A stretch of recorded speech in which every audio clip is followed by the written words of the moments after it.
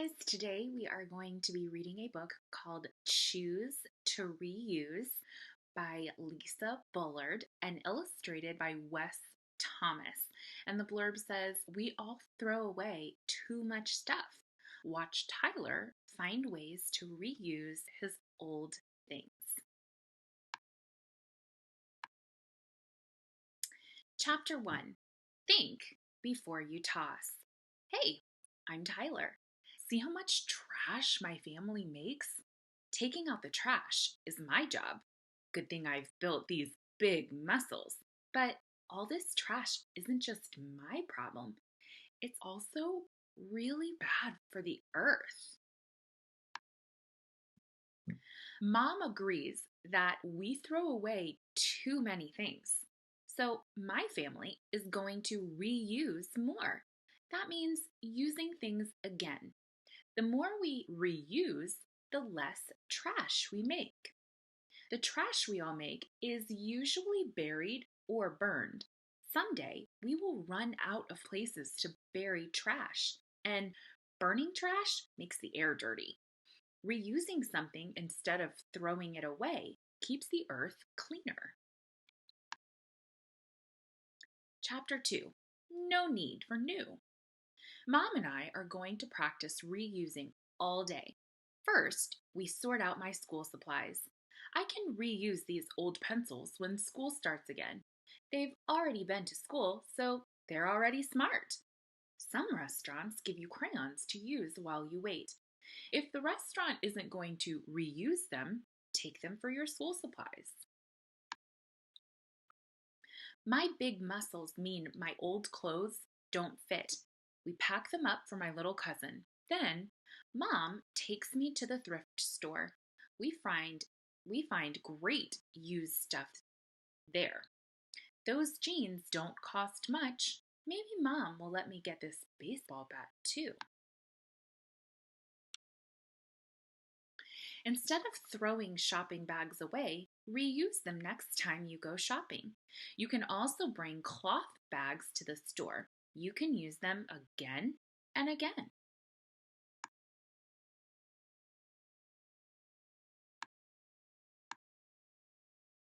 My bike is broken. We drop it off to be fixed. Sure, it would be cool to get a new one, but getting rid of my old bike would make a lot of trash. Fixing it is better for the earth.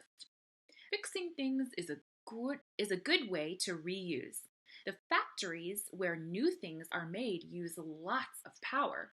Using power makes the air dirtier. So remember, new isn't always better. Chapter 3. Reusing can be fun. We have a picnic lunch with Ben and his mom. We use cloth napkins. That seems really fancy, doesn't it? But we can't reuse paper napkins. I tell my mom next time, I'll just wipe my hands on my shirt. Carry reusable water bottles when you're away from home. Too many plastic water bottles end up in the trash. It also takes energy to make new plastic bottles.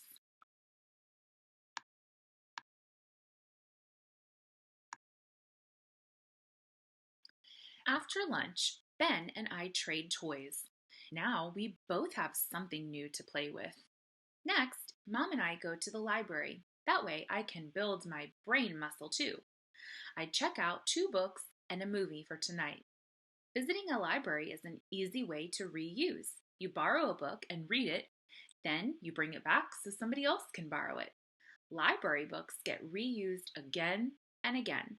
Most libraries have music, movies, and video games too.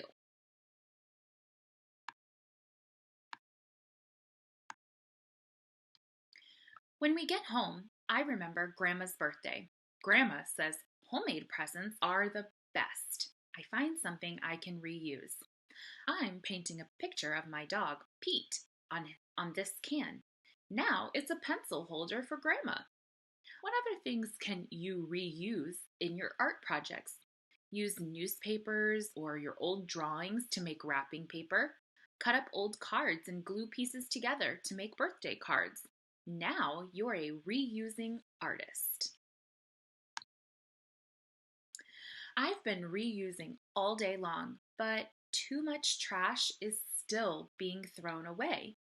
Will you start reusing too? Then I can find another way to save the earth tomorrow.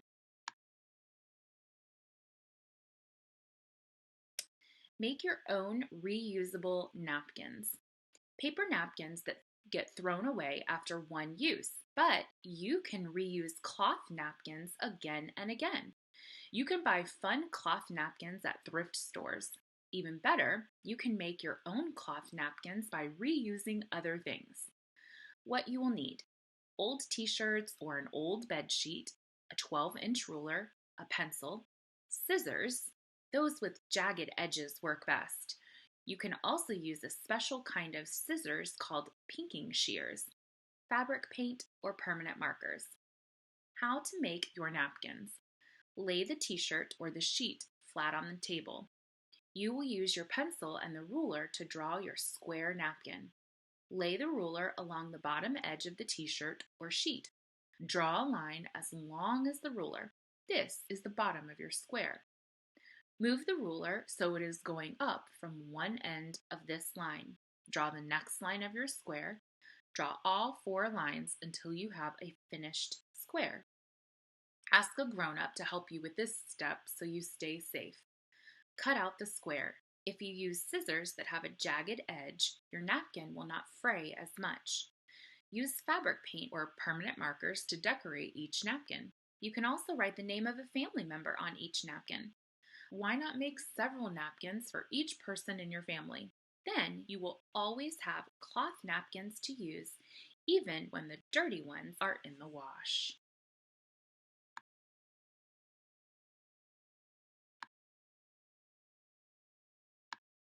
The end.